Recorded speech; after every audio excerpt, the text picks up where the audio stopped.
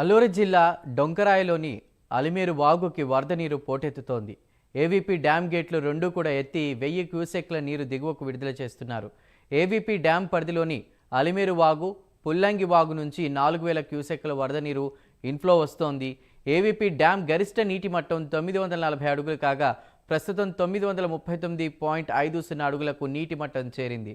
అటు విజయవాడ నుంచి జగదల్పూర్ వెళ్లేటువంటి జాతీయ రహదారిపైకి వరద నీరు చేరడంతో రాకపోకలకు అంతరాయం ఏర్పడింది.